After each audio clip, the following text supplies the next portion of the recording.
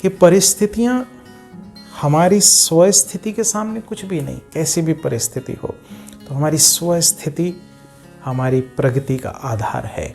तो पिता परमात्मा शक्तिशाली स्वस्थिति बनाने के ऊपर जोर दे रहे हैं। ज्ञान के मनन चिंतन से, पिता परमात्मा की याद की शक्तियों से अपने आप को शक्तिशाली बनाना।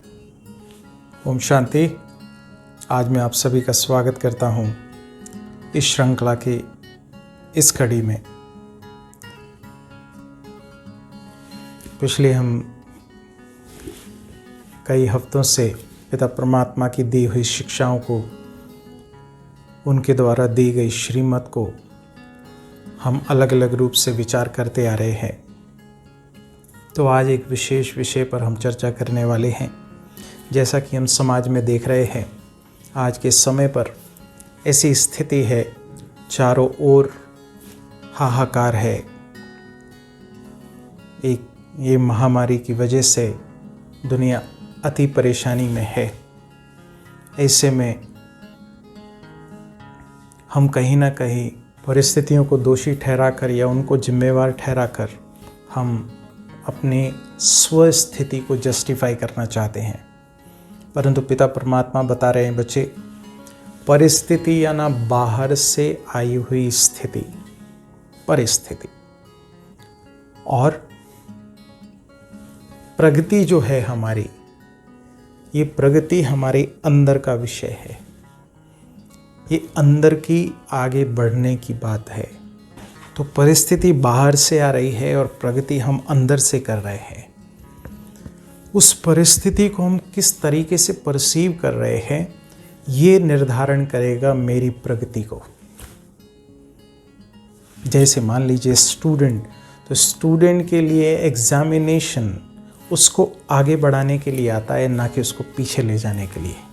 स्टूडेंट ये सोचे कि ये एग्ज़ाम आ गया, अब मैं क्या करूँगा, मुझे तो पीछे जाना पड़ेगा। परंतु पिता परमात्मा क्या कह रहे हैं?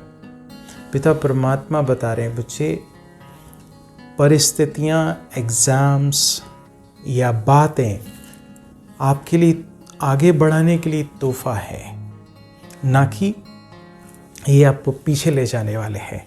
तो इस बात पर मेरे को अटेंशन देना पड़ेगा, इस बात को यहाँ मन बुद्धि में धारण करना पड़ेगा कि परीक्षाएं या तूफान मुझे पीछे ले जाने के लिए नहीं, मुझे आगे बढ़ाने के लिए पिता परमात्मा का तोहफा है। ये प्रेजेंट है, गिफ्ट है, इसको मुझे उस रीति स्वीकार करना पड़ेगा। उसके लिए एक मूल मंत्र पिता परमात्मा बता रहे हैं कि बच्चे, सदैव अपने आप को इस रथ पर विराजमान महारथी समझो। मैं महारथी हूँ, इस शरीर रूपी 5 कर्मेंद्रिय रूपी रथ पर विराजमान मैं महारथी हूँ और ये कर्मेंद्रिय मेरे कंट्रोल में है। तो परिस्थितियाँ मेरी कर्मेंद्रियों को वशीभूत ना कर सकें, वो कर्मेंद्रियों से विकर्म ना करा सकें। तो इसके लिए मैं अपनी इस पोजीशन पर, मैं आत्मा रथी इस शरीर पर विराजमान हूँ, इस रथ पर विराजमान हूँ। और महारथी, एक तो रथी, एक होता है महारथी, महान रथी, कि वो चाहे कैसे भी रास्ते हों, कैसे भी मार्ग हो, उसमें मार्ग में वो अपना रास्ता बना लेता है। लेकिन रथी हो सकता है कहीं फंस जाए। तो अपनी स्वस्थिति के आधार पर परिस्थितियों पर विजय, ये हमारी प्रगति का साधन है, पिता परमात्मा दर्शा रहे हैं। और इस प्रगति में जो रुकावट पैदा कर रही हैं वो हमारी मानसिक व्याधियाँ हैं, जो शारीरिक व्याधियों से भी ज़्यादा खतरनाक हैं। मानसिक व्याधियाँ, ये विकार, ईर्ष्या, द्वेष, घृणा, काम, क्रोध, विकार आदि, ये मेरे को मेरे आध्यात्मिक मार्ग में आगे जाने में रुकावट पैदा कर रहे हैं। तो अब मुझे ये महारथी की पोजीशन पे स्थित होकर पिता परमात्मा से शक्तियाँ लेकर मुझे इन व्याधियों से मुक्त बनना है, काम, क्रोध, लोभ, मोह, अहंकारों से मुक्त बनना है, ताकि मैं जो बाहर से परिस्थिति आ रही है उसमें भी अपनी स्वस्थिति को स्थिर रख के अपनी प्रगति को आगे बढ़ाते चलूं। इतने तक मैं अपने आप को सशक्त बनाऊं। उदाहरण पिता परमात्मा डॉक्टर का दे रहा है कि होपलेस केस में भी होप पैदा कर दे। तो ऐसे में इतने तक अपने आप को शक्ति बनाना कि परिस्थिति ऐसी दिख रही है कि कुछ भी नहीं हो सकता, परंतु ऐसे में भी अपनी शक्तिशाली स्वस्थिति के आधार पर वो आगे बढ़ सके, अपनी प्रगति कर सके। जैसा कि परिस्थिति की अगर हम बात करें तो परिस्थितियां पूजनीय बना सकती है। जैसे एक पत्थर के मूर्ति तक पहुंचने के मार्ग में उसको कई प्रकार की ठोकरों को सहन करना पड़ता है, ठोका पीटी चलती है, चिज़ल उसके ऊपर एक्स्ट्रा जो लगा है वो हटाया जाता है। तो ऐसे में अपने आप को समझना कि परिस्थितियां मुझे तराश रही है। जैसे पानी में एक पत्थर, वो उसका शेप अजीब होता है, लेकिन वो पानी के साथ चलते चलते वो गोल हो जाते पत्थर, और वही शिवलिंग के रूप में, शालिग्रामों के रूप में पूजे जाते हैं। तो परिस्थितियों से टकरा कर पूजनीय हम बन सकते हैं।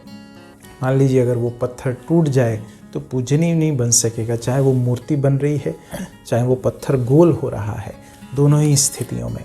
तो अगर हम यहाँ से शक्तिशाली हैं तो हमें परिस्थिति भी विचलित नहीं कर सकती। जैसे एक उदाहरण के तौर पर एक स्टोरी हमने सुनी होगी। एक संत के पास घोड़ा था और वो डाकू ने भेष बदलकर, अपाहिज का रूप बदलकर उनसे वो घोड़ा चुरा लिया, छीन लिया। लेकिन उन्होंने सिर्फ इतना ही कहा कि आप ये इंसिडेंट्स किसी को बताना नहीं। अब वो घोड़ा तो ले गया, संत तो आराम से घर में जाकर सो रहे हैं, उनका घोड़ा ले गया फिर भी, लेकिन वो जो ले गया है चुरा के, उसको नींद नहीं आ रही। अगले दिन वो घोड़ा वापस दे गया है। तो कहने का भाव कि परिस्थितियां हमारी स्वस्थिति के सामने कुछ भी नहीं, कैसी भी परिस्थिति हो, तो हमारी स्वस्थिति हमारी प्रगति का आधार है। तो पिता परमात्मा शक्तिशाली स्वस्थिति बनाने के ऊपर जोर दे रहे हैं। ज्ञान के मनन चिंतन से, पिता परमात्मा की याद की शक्तियों से अपने आप को शक्तिशाली बनाना, कैसी भी परिस्थिति हो। दूसरा, अपने आप को दिव्य गुणों से सजाना, दिव्य गुणों से सजी सजाई मूर्त कि बातें, परिस्थितियां मुझे विचलित ना कर सकें।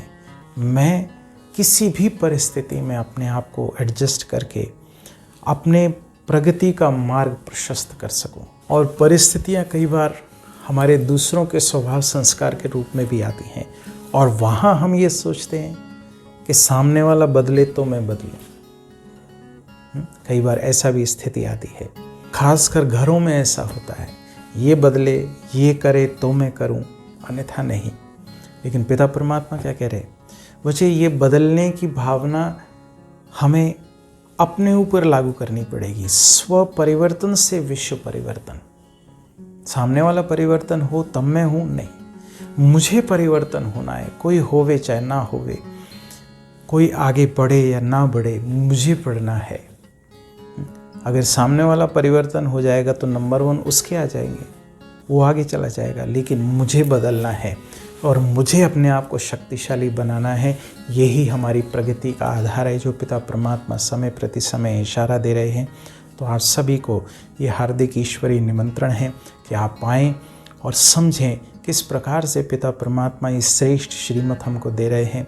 तो किसी भी निकटतम प्रजापिता ब्रह्मा कुमारी ईश्वरी विश्वविद्यालय के सेवा केंद्र से संपर्क स्थापित करें और समझें पिता परमात्मा की श्रीमत को, और अपने जीवन को शक्तिशाली बना के अपने आध्यात्मिक मार्ग पर अग्रसर होने का विशेष पुरुषार्थ करें। रुकावटें चाहे कितनी भी आएँ, हमें सदा आगे बढ़ते जाना है। तो इन्हीं शुभ भावनाओं के साथ आपका आगे आने वाला समय मंगलकारी हो, कल्याणकारी हो। आप घरों में रहें, सुरक्षित रहें। आपका और पिता परमात्मा का दिल से धन्यवाद। ओम शांति।